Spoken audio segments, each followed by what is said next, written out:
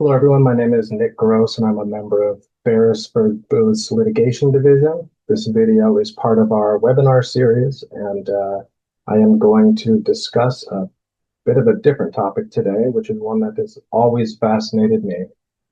How do we, as a society, decide whether an officer's use of force is lawful? And my career has given me a somewhat unique insight into this question.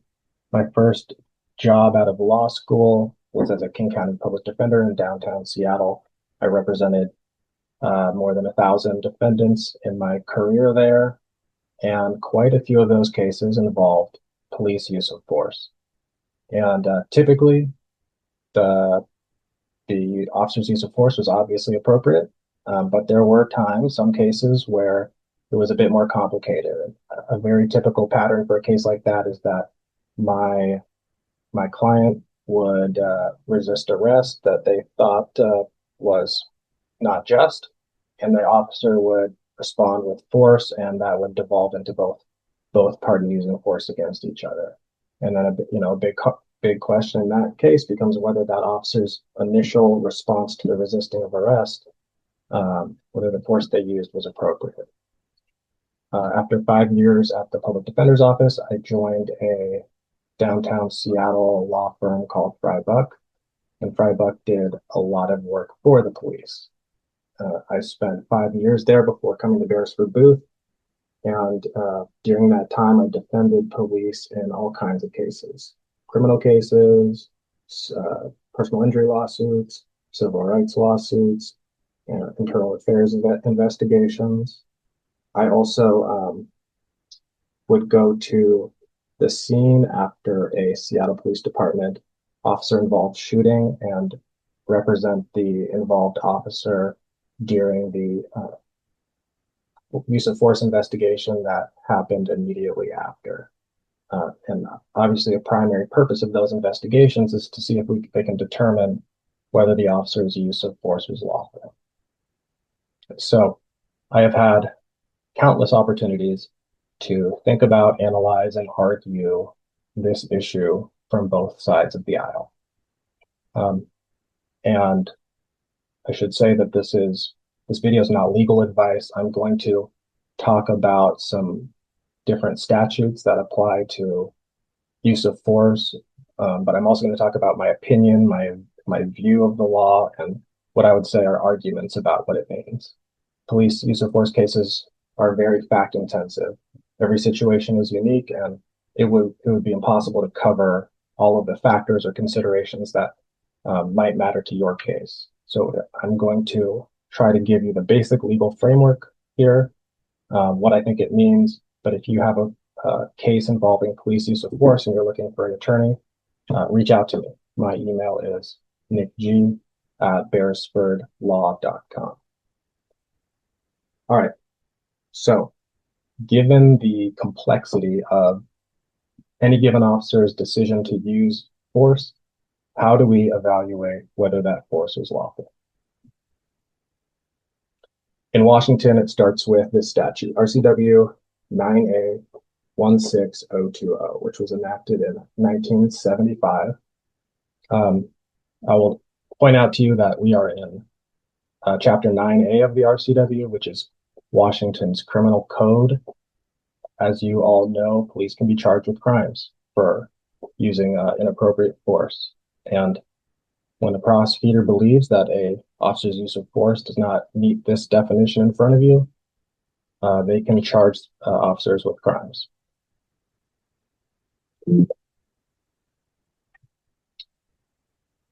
All right, so this definition says the use, attempt, or offer to use force upon or toward the person of another is not unlawful in the following cases: whenever necessarily used by a public officer in the performance of a legal duty. Again, it says, whenever necessarily used by a public officer in the performance of a legal duty. This language looks simple, but it is not. It is deceptive. In fact, I believe that this this language is probably misunderstood more than it's understood, even by lawyers, judges, sometimes police officers. And it's because you really need to dig deep, think about it, and understand the issues to actually figure out what necessary means. I'm not going to talk today about the there's two parts of this, whether the force was necessary and whether the officer was performing the legal duty. I'm not going to talk about the legal duty aspect of it. There are things to talk about with that, but to me, understanding the word necessary here is most of the battle. When people use the word necessary, both in casual conversation and in the legal world, it usually means required. Merriam-Webster provides this definition. It says necessary means absolutely needed, required. And then it provided this use example, food is necessary for life. And I've noticed that, understandably, people both in and out of the legal world use the word necessary the same way in the context of police use of force. That use of force was not necessary. What I hope to show you over the next 5 to 10 minutes is that an officer's use of force does not have to be necessary as it is commonly used or as it's defined in this dictionary.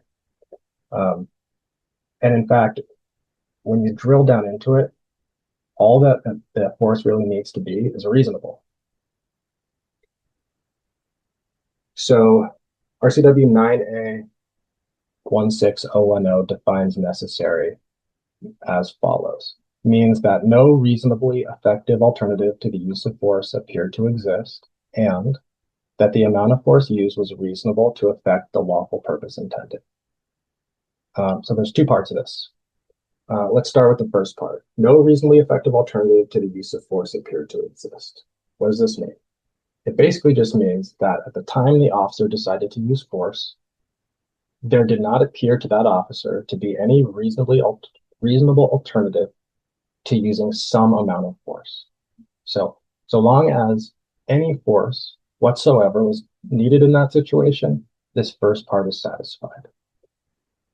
So let's take a simple example. Let's say there's a drunk person standing on the corner outside of a restaurant yelling at the patrons that are inside.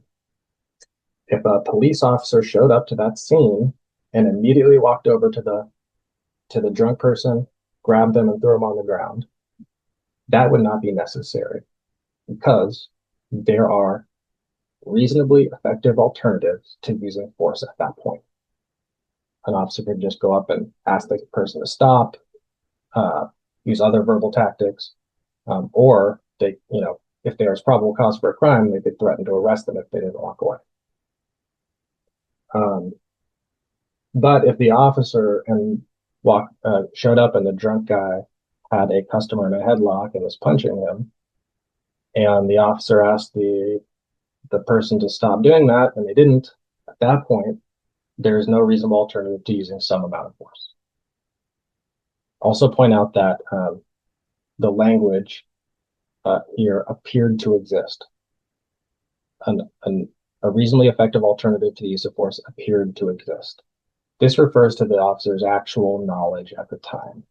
We don't judge officers' force decisions based on information that they didn't know at the time. And when you are analyzing an officer's use of force after the fact, you're going to have way more information than they had at the time. And it is very tempting, and a lot of times people try to inject information into the analysis that the officer didn't know at the time.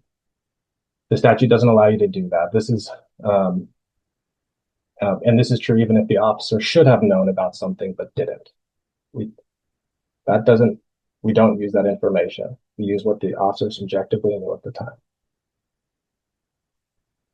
So if the officer can establish that there was no reasonably effective alternative to using some amount of force, you move to the last part, which is that the amount of force used was reasonable to effect the lawful purpose intended.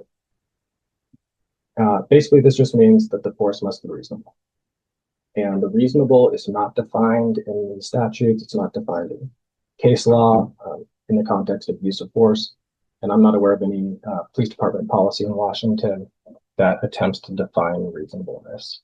And there's a seminal U.S. Supreme Court case called Graham v. Connor that talks about reasonableness in the context of, I believe it's a civil rights issue, but I think it's widely respected as a case that has a good discussion about what reasonableness means. And this is what it says. The calculus of reasonableness must embody allowance for the fact that police officers are often forced to make split-second judgments in circumstances that are tense, uncertain, and rapidly evolving about the amount of force that is necessary in a particular situation. The test of reasonableness is not capable of precise definition or mechanical application. What is reasonable is ultimately a judgment call by the fact finder.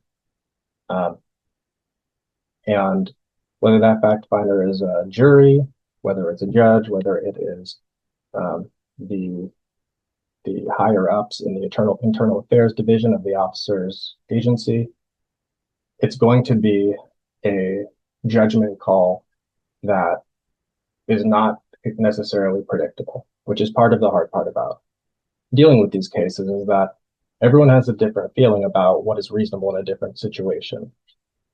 An officer might have, 5 different reasonable force options in a given situation. And if they do, they are free to choose from any of them. They are not required to choose the best force option or the one that would cause the suspect the least harm. All that we require is that they use a reasonable option. So putting the two parts of the necessary definition together, I would argue that essentially all it requires is that any force used by an officer be reasonable.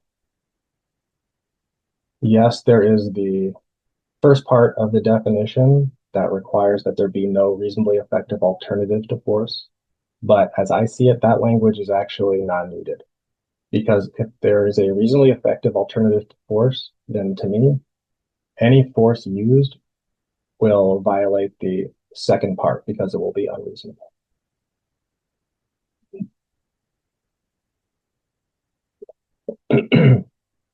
Finally, I want to point out to you, just so that you're aware, that in 2021, our legislature enacted a new use of force statute.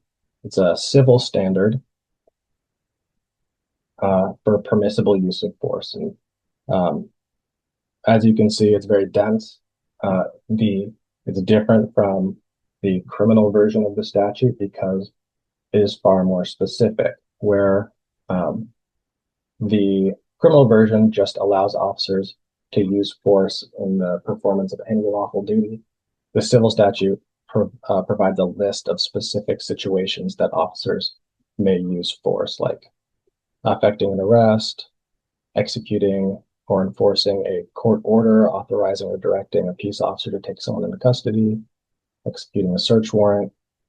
And the legislature stated when they enacted the statute that this statute has no effect on the criminal liability protections for police that are in RCW 9A16020, but that this is intended for the civil context and to be a distinct and more restrictive standard. So it holds police to a higher bar than in the criminal context. It also uses the word necessary, though, and it provides a definition of necessary that's a little bit different. So we're just going to briefly go over this. In the civil context, necessary means that under the totality of the circumstances, a reasonably effective alternative to the use of physical force or deadly force does not appear to exist, and the type and amount of physical force or deadly force used is a reasonable and proportional response to effect the legal purpose intended or to protect against the threat posed to the officer or others. So this definition mostly mirrors the criminal version, but I think the main difference, arguably, is that they've added a requirement that the force be proportional. I will say that I'm not a fan of this language. There's been almost no case law about it, or there's been no case law analyzing what proportional means, but I think there's going to be confusion and controversy about this.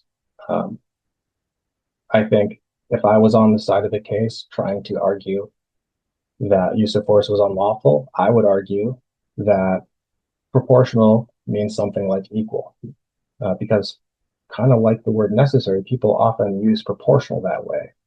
Uh, I looked up a definition just before I started that said something like it means something that is equal in size to something else.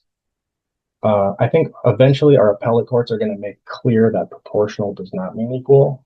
It means something more like the level of force must be appropriate to the threat or resistance. I think that kind of definition only makes sense. I don't, because police are trained to overcome a threat, not just meet the threat. If an officer, for example, gets slapped by a suspect, they're not limited to just slapping the suspect back. And typically, what they're trained to do is overcome that type of force, um, because otherwise they're just standing there slapping each other, and the officer is not gaining an advantage. The officer is supposed to get an advantage over the suspect, because the officer is trying to take the suspect into custody. Um, so in the example of a suspect slapping an officer, the officer can and probably should escalate the degree of force, whether it's a punch, pepper spray, taser. They need to get the suspect under control. And so if we are requiring officers to use proportional force, meaning some equal force, that's not really going to probably not going to work in the real world. And I don't think that a court's going to find that's a reasonable understanding of that word. I also don't think you need the word because, again, you have reasonable. And I think that encompasses proportional because if a use of force is disproportional, I think by definition, it's also unreasonable. So that's sort of my argument. That is what the statute says, and these statutes say, and that's what how I interpret them. Basically, I think when the statute says an officer may only use necessary force, what it really means is they may only use reasonable force. So if you disagree, if you have any questions, if you want to talk about this, I'd love to talk to you. Reach out anytime. My email, nickg@beresfordlaw.com, and my phone number is right there, 425-678-1893. And if you need any legal services in general, reach out to me or Beresford Booth. Thank you very much.